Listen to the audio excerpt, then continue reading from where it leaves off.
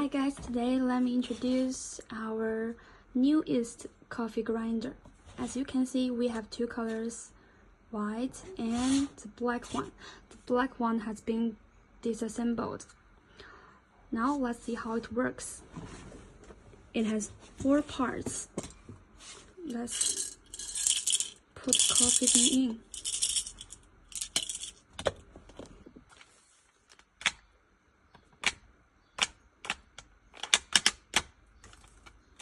And this is an USB connector, so we just need to press this button and it will start work.